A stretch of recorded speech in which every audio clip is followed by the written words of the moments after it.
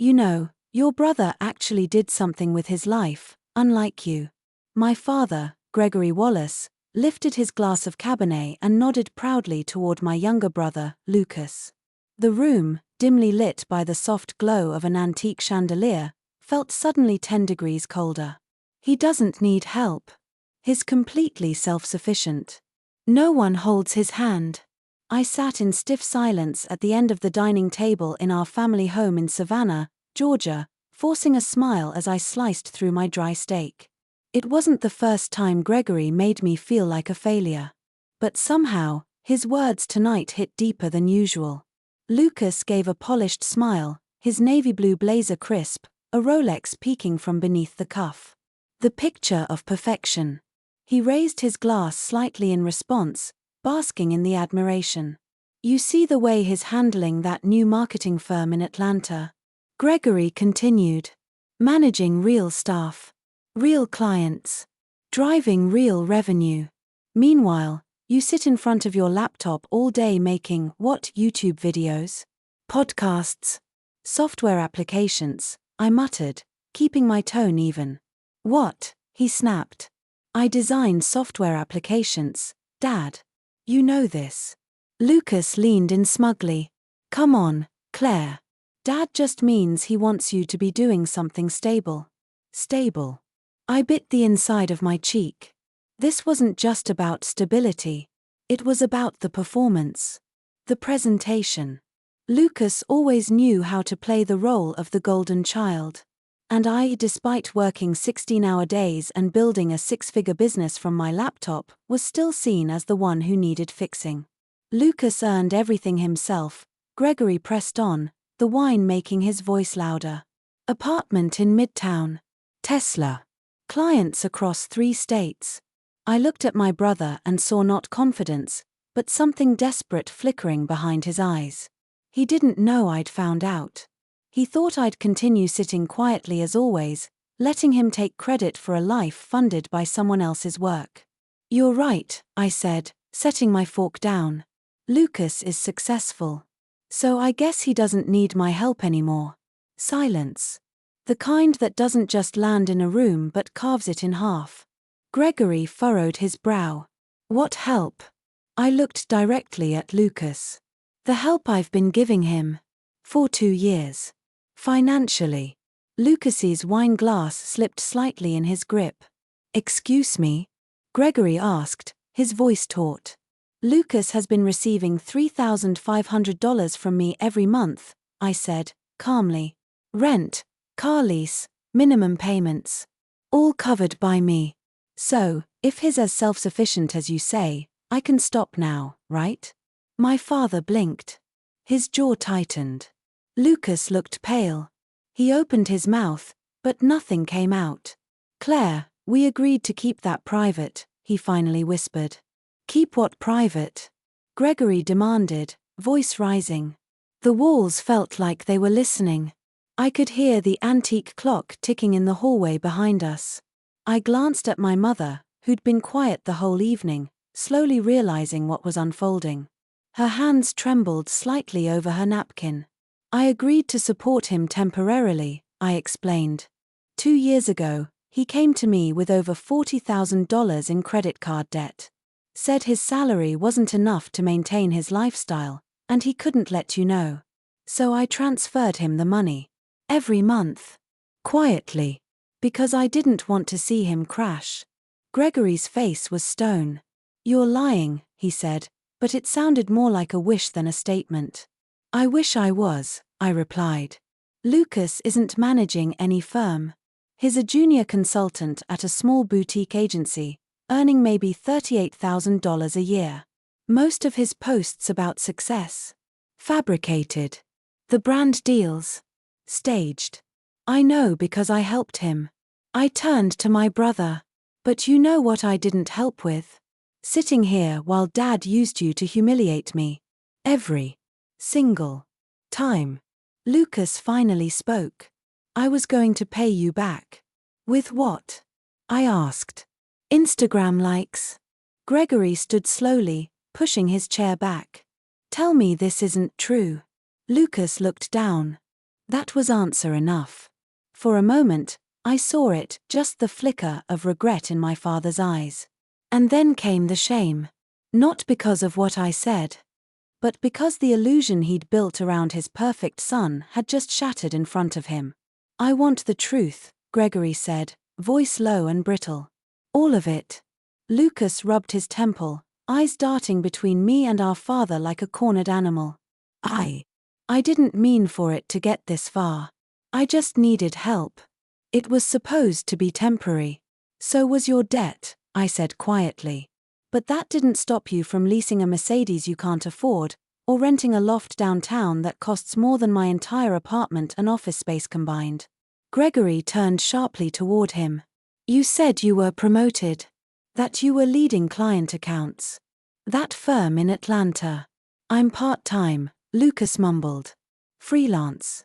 Most of the Instagram stuff it was marketing. You know, image building. You lied to your entire family, Gregory snapped, his face flushed with something between rage and betrayal. You had me telling my golf buddies my son runs a multi-state operation, and I had to sit there, I cut in, listening to you compare me to him like I was some tech-obsessed failure. Meanwhile, he's been draining my savings to keep up a lifestyle you praised. Gregory stared at me. You make enough to afford that. I folded my hands on the table. Last year, my company Oakroot Systems brought in $680,000 in revenue. My net income was around $360,000 after taxes and business expenses. He blinked. What is it you actually do? I build logistics and inventory software for small manufacturers. Mostly in the outdoor recreation and food distribution industries. I license the tech to businesses that can't afford enterprise systems but need to scale. I'm contracted with 12 companies across 5 states. My mother gasped softly. You've been sitting in your room, Gregory muttered, in your pajamas, clicking around, and making more money than I ever did in a year. I tried to tell you, I said, a little colder than I meant to. You never asked. Lucas buried his face in his hands. His golden facade had cracked, and now his carefully curated life was collapsing under its own weight. You're not cutting me off, Claire, he said suddenly, desperation seeping into his voice. Please. I can't, my lease is due, and my credit cards are maxed. I'm applying for better jobs. I just need time. I stood up slowly, pulled out my phone, and opened my banking app. I'm canceling the automatic transfer. No, Claire, come on. My mother reached across the table, her voice trembling. Sweetheart, maybe this isn't the place. I turned the screen to face them, the confirmation message glowing like a blade. $3,500 per month transfer, cancelled. Lucas slumped in his chair. I thought he might cry, but he didn't. He just stared at the table like something sacred had been taken from him. It's not just the money, I said. It's the lies. The fact that you let Dad insult me with your name in his mouth while you lived off mine. I didn't ask to be praised, Lucas muttered bitterly. You never corrected him either, I shot back. The dining room fell silent again, heavy with years of things never said. The air smelled of garlic and scorched pride. I thought I was doing the right thing, I continued. I didn't want you to fall apart. I thought, maybe if I helped you stay afloat, you'd find your feet. But instead, you built a fantasy. You started performing a version of yourself that didn't exist, and you made me the villain in your story so yours could look shinier. Gregory sat down slowly, like the weight of everything had finally pressed him into the chair. All those dinners, he said softly. All those conversations where I told you to get a real job. You were never interested in what I actually did, I replied, trying to keep my voice from shaking. You cared how it looked. Lucas had a loft, a new car, fancy clothes, he looked the part. I wore hoodies and showed up with my laptop. You saw success in one and laziness in the other. He looked at me, really looked at me, for what felt like the first time in years. Why didn't you correct me? Because I thought you'd never believe me, I whispered. The words hit the air like glass breaking. Lucas wiped his face. What am I supposed to do now? I didn't answer. Because I didn't know. Because part of me still loved him, and part of me hated him for what he let happen. For how he used me to build an empire of borrowed lies. Gregory turned to him. You're going to figure it out like your sister did. Without lies. Without handouts. And for once in your life, with some damn humility. Lucas looked away. My mother stood and began clearing the plates in silence. It was the kind of silence you don't come back from in one night. As she disappeared into the kitchen, Gregory sighed. Claire, I'd like to know more about your company. About what you're building. I met his eyes. And for the first time, I didn't feel like a disappointment. I'll tell you, I said. But not tonight. He nodded. Fair enough. I turned to leave, pausing just before the hallway. And Dad? He looked up. Next time you want to use one of your kids as a role model, I said, make sure you know which one's real. 3 days passed before I heard from either of them. Gregory sent me a text. Can we talk sometime this week? I'd really like to understand what you've built. It felt strange. For most of my adult life, he had spoken at me, never with me. And now here he was, asking, not demanding, to learn. I responded simply. Tomorrow. 11 a.m. My place. The following morning, my father stepped into my modest apartment for the first time in over a year. He looked around, surprised. It's clean. Professional. Organized. I run my business from here, I replied. You don't use a shared office or anything? No. That's overhead I don't need. My fulfillment partners handle the logistics. I handle everything else from here: client communication, development, deployment, support. He nodded slowly, like he was trying to rewire how he saw me. As if every assumption he'd built over the years was being dismantled one line of code at a time. I showed him my dual-screen workstation, my scheduling dashboard, my analytics reports. He listened, quietly, genuinely, his eyes scanning figures, monthly revenue breakdowns, client retention curves. Finally, he said, you're not just making money, you're running something scalable. Sustainable. I smiled, but it didn't reach my eyes. And you thought I was just building apps for fun? He lowered his head. I was wrong, Claire. You were never the failure. I didn't respond. Not because I didn't believe him, but because it took years of being ignored to get that sentence. I wasn't ready to forgive it with a smile and a coffee. When he left, Gregory hugged me. I didn't hug back. Not yet. But maybe someday. Later that week, the fallout from our dinner reached its next inevitable victim, Lucas's curated image. His social media accounts, the ones he'd used to broadcast his luxury lifestyle, began to shift. No new posts. No boomerangs from rooftop bars. No new client lunch selfies in glass window restaurants. Just silence. And in that silence, questions. Where have you been, man? Thought you were at that launch in Buckhead. Did you move? I don't see the view anymore. He tried to hide the unraveling by posting old photos, memories, vacation flashbacks. But his engagement dropped. The illusion was cracking. What Lucas never understood was this: reputation is a mirror. When it breaks, people don't just see the cracks, they start looking for what else was fake. It didn't take long for people to find out. His former co-worker, the one he claimed to manage, posted a passive-aggressive "some people love telling stories that aren't theirs to live" quote. A cousin reposted it, adding fuel. Eventually, he made all his profiles private. That same weekend, Gregory hosted his usual poker night. The one where, every month, he bragged about Lucas's success to friends and neighbors while subtly criticizing my non-traditional path. This time, he said something different. My daughter runs an independent software business. Specializes in inventory systems for small manufacturers. Brought in over $500,000 last year. From her apartment. Stunned silence followed. One of his friends, Mr. Aldridge, laughed. Wait, Claire. You serious? Gregory nodded. Serious as a heart attack. I was wrong about her. She's the most successful one in the family. I found out because Aldridge's wife told my mom at church the next day. Lucas, meanwhile, was unraveling. He sent me a long email, the kind where you can feel the desperation behind the periods. Claire, I know you're angry, and I don't blame you. I let things get out of hand. I got addicted to how people looked at me. Like I was someone worth admiring. The truth is, I never stopped feeling like the lesser sibling.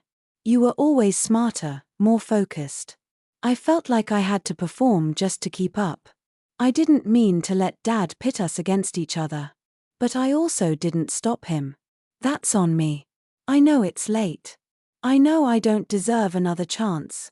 But I'd like to talk. Not about money. Just talk. I didn't respond immediately. I didn't know what to say. Empathy warred with memory.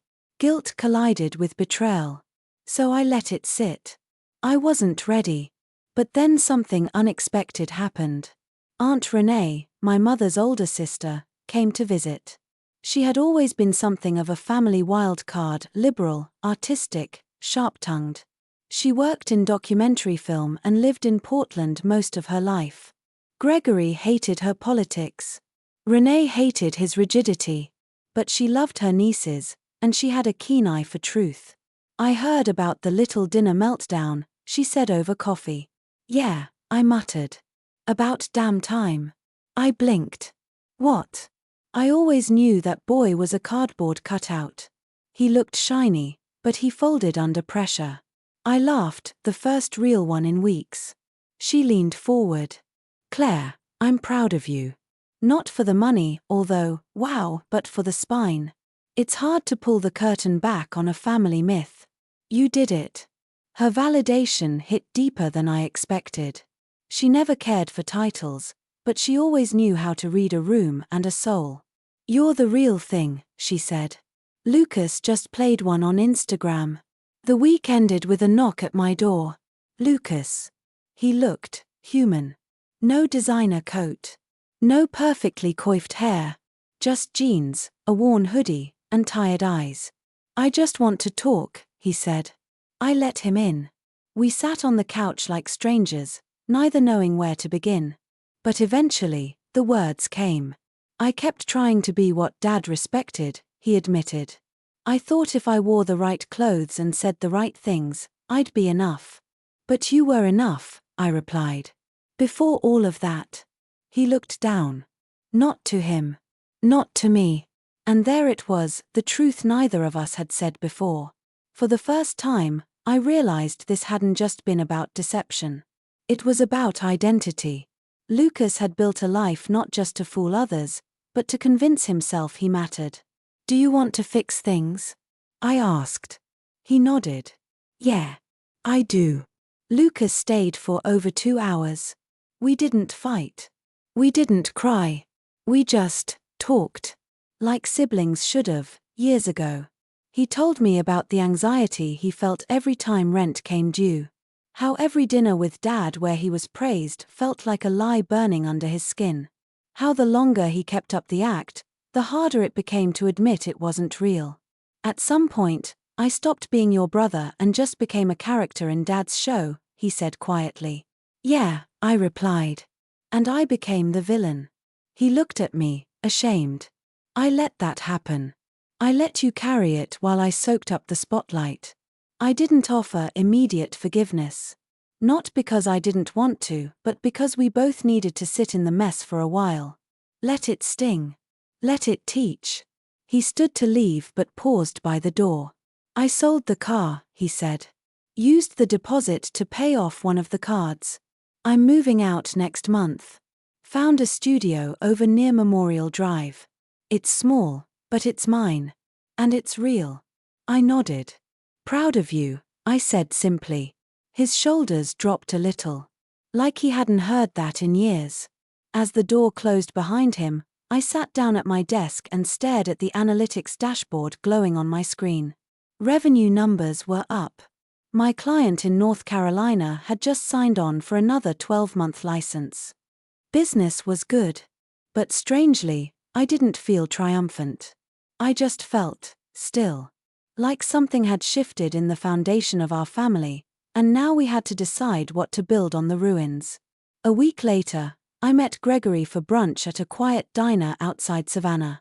No showy restaurants this time. No 3-course egos to feed.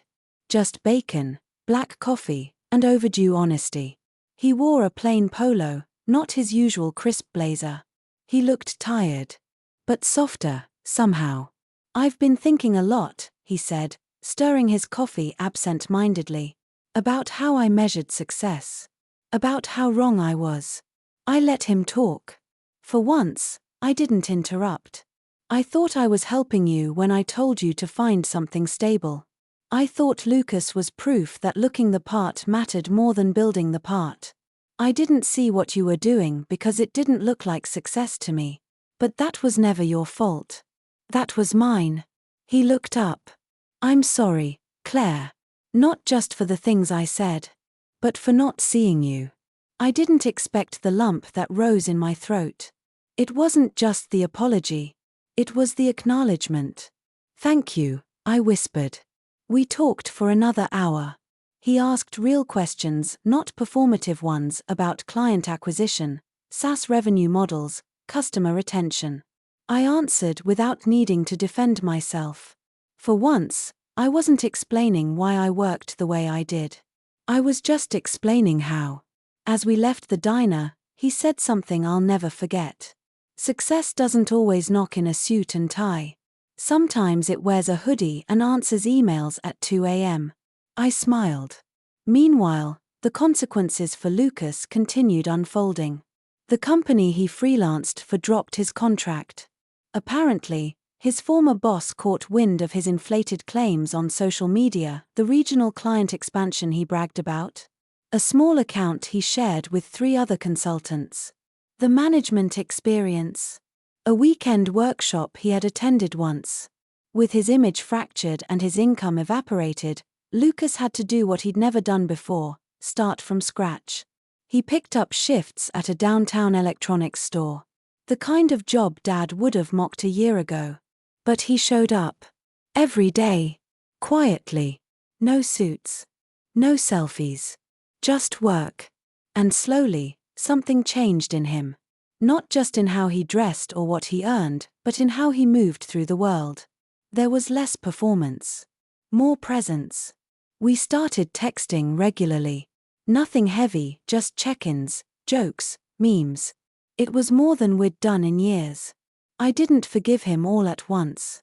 But I stopped resenting him a little more every day. Around the same time, Gregory invited both of us, just the 3 of us, to Sunday dinner. I almost declined. Old patterns die hard. But something told me to go. When I arrived, the table was set simply. No fine china. No wine glasses. Just 3 mismatched plates, a pot roast, and cornbread.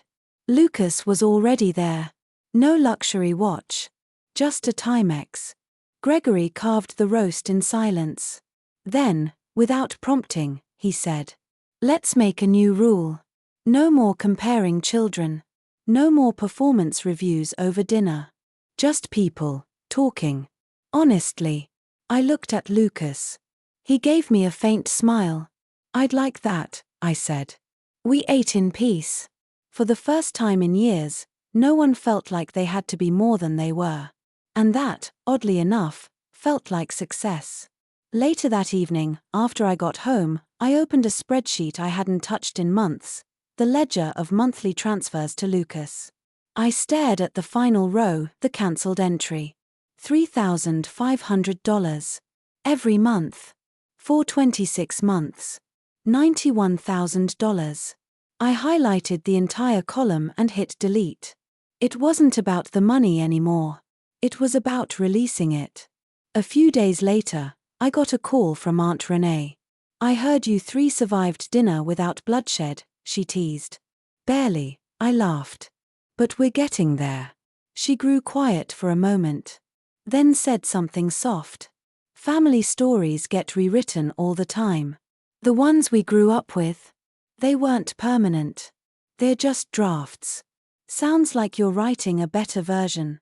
I looked out my window, at the quiet Georgia night. Maybe, I said. For the first time, it feels like my pen. 2 weeks passed. For the first time in years, the group chat between me, Lucas, and Dad wasn't a battlefield. It was just functional. Someone would share a funny article. Gregory sent a video of him trying to assemble a standing desk. Claire, I get why you like these. But why do they come with 148 screws?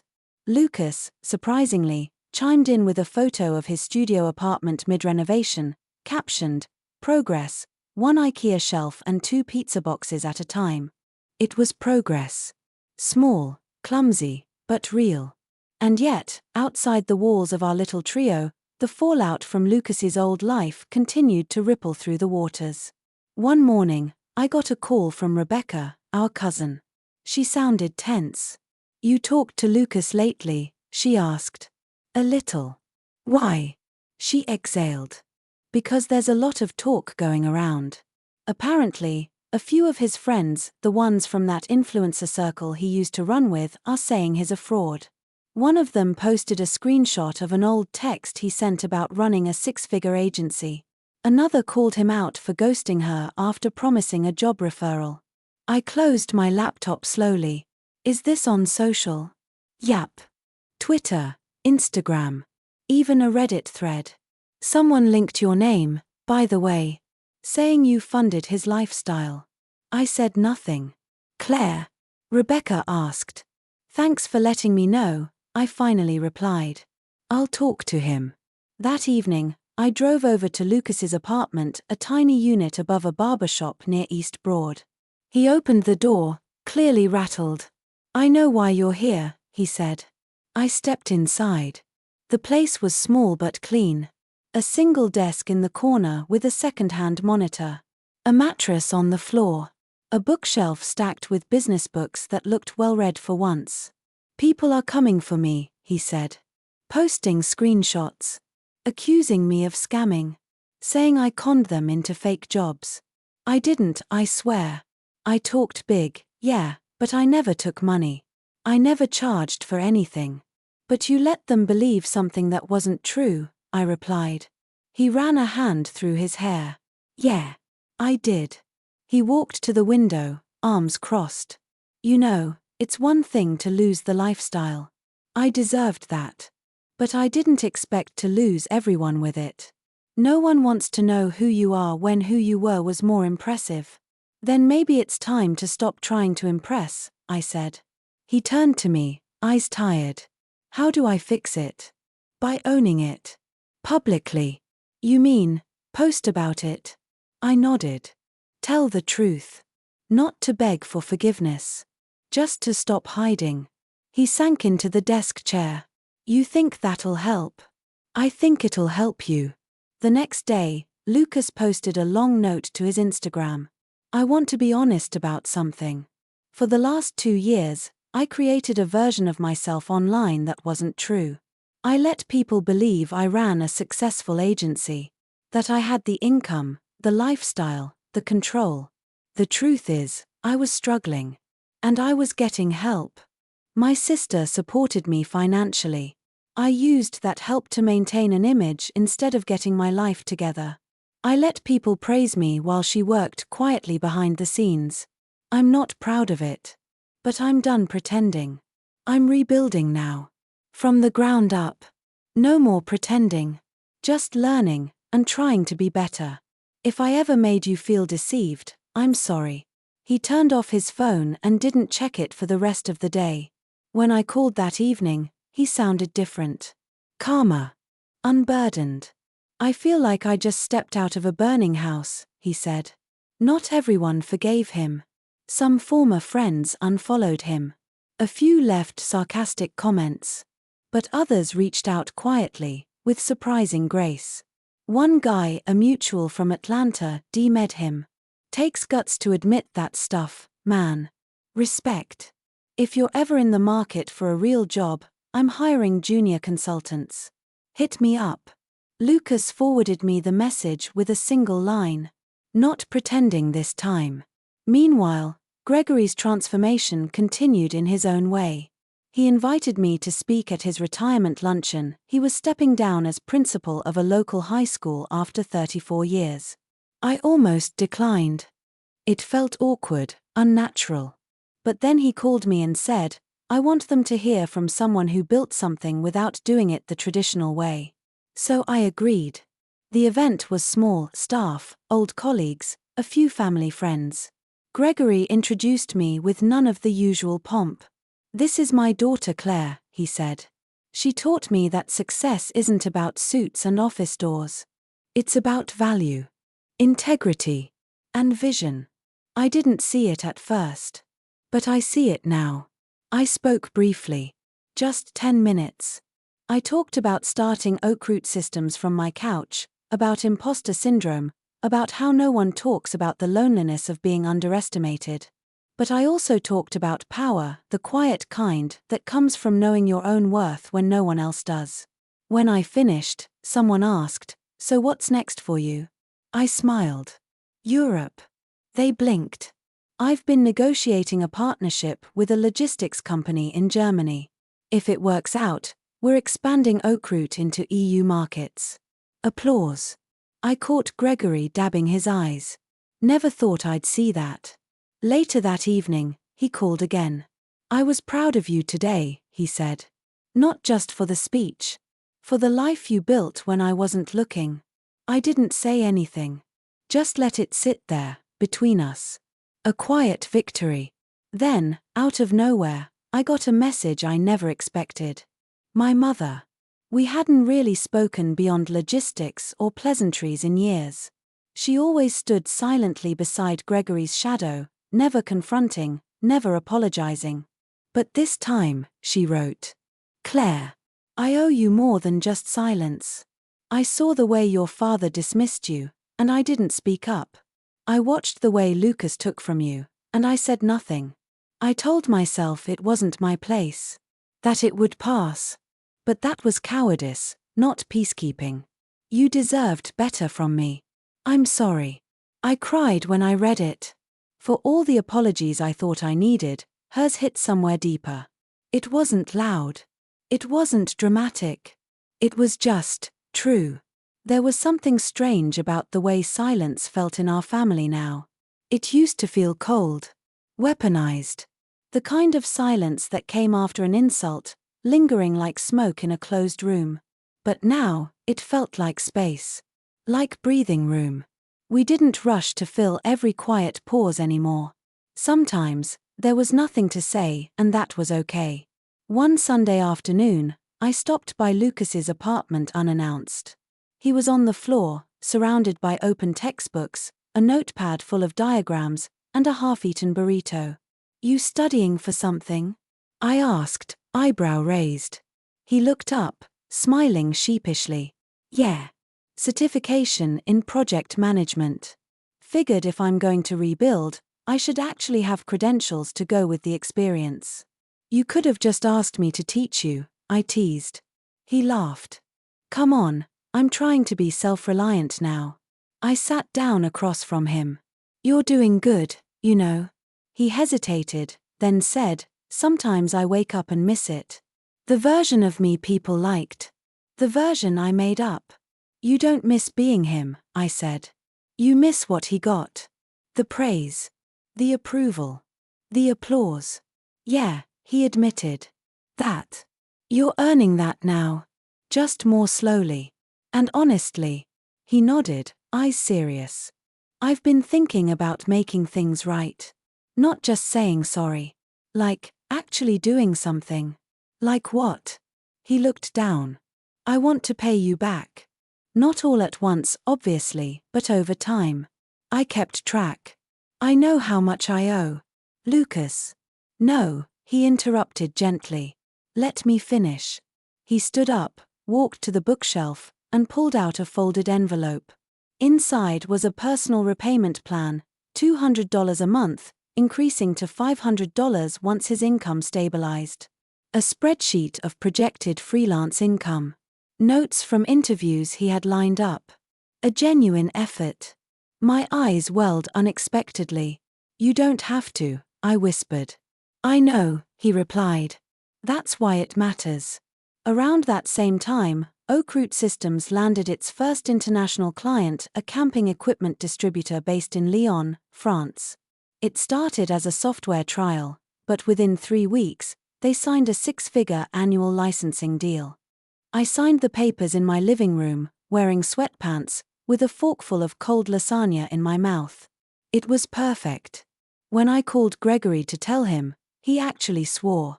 "You're kidding me." "Nope.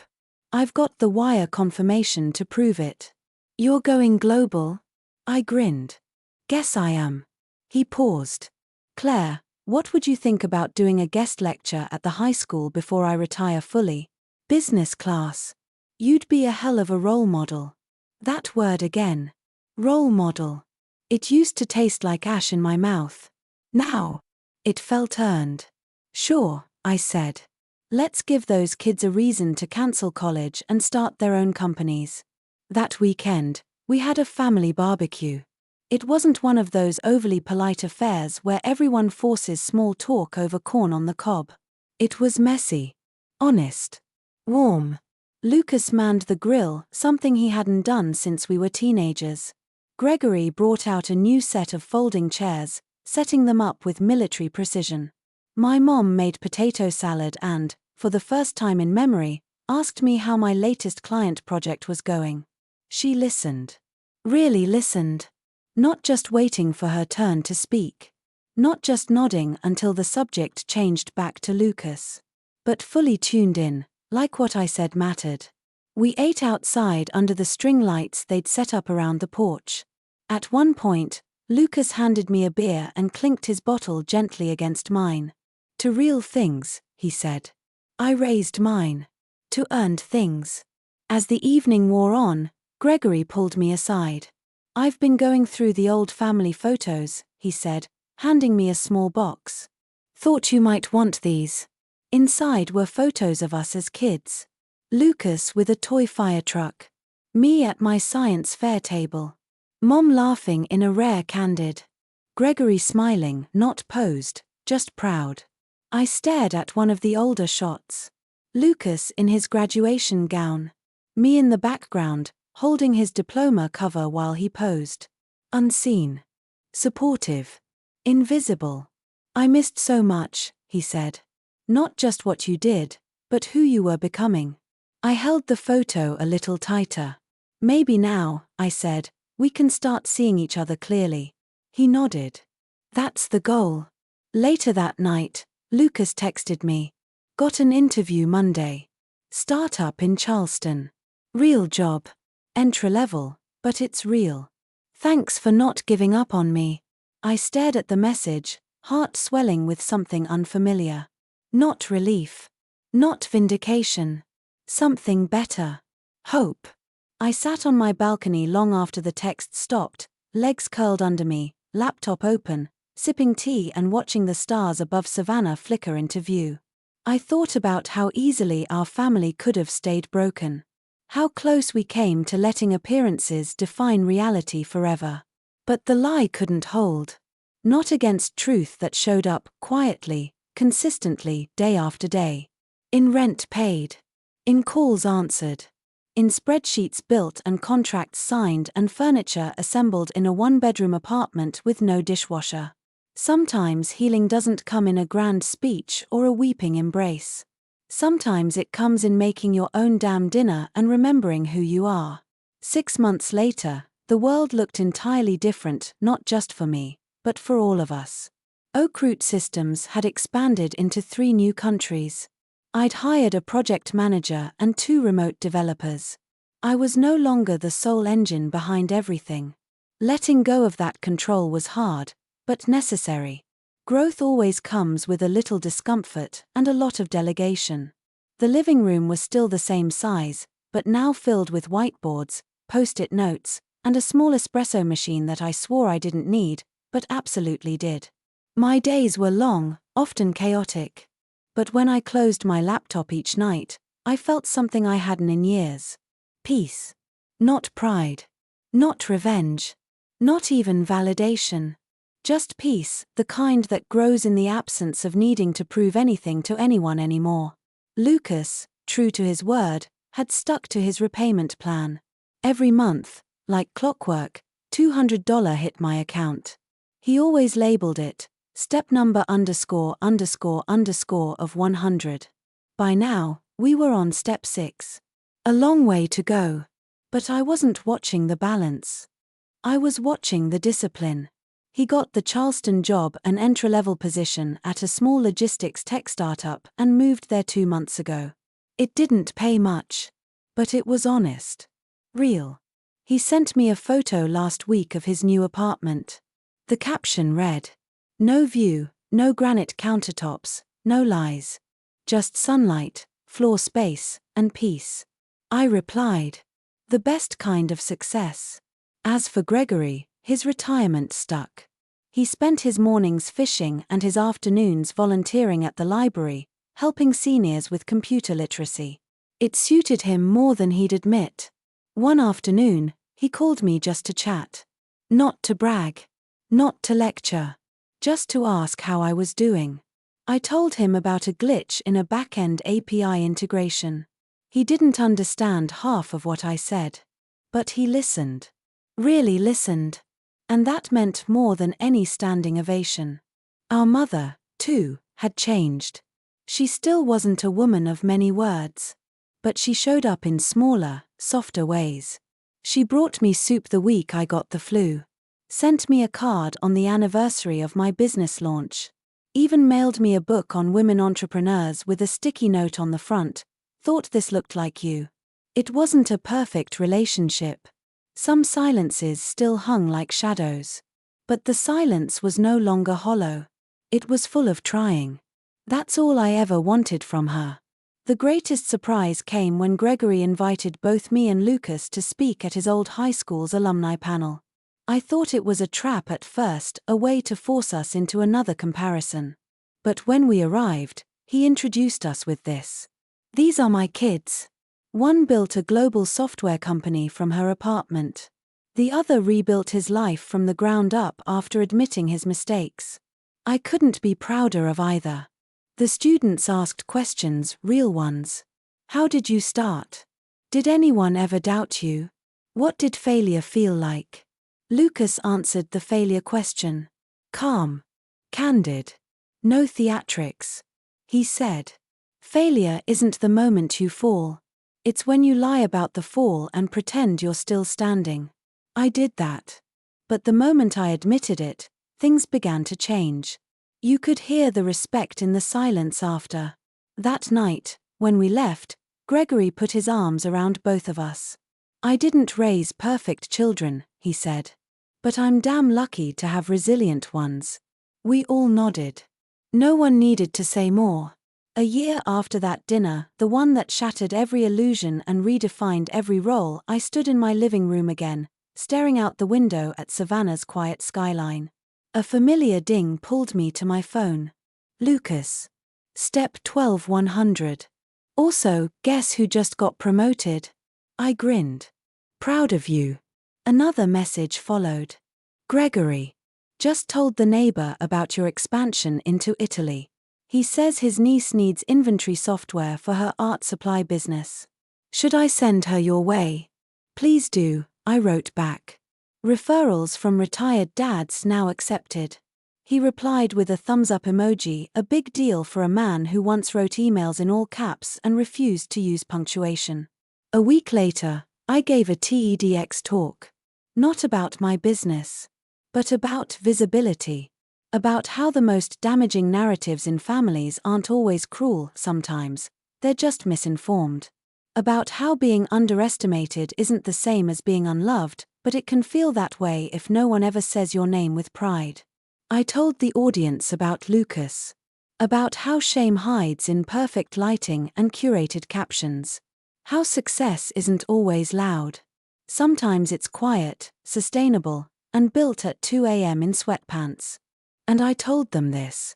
There is no victory greater than being seen for who you actually are, not the version others expect you to be. They stood. They clapped.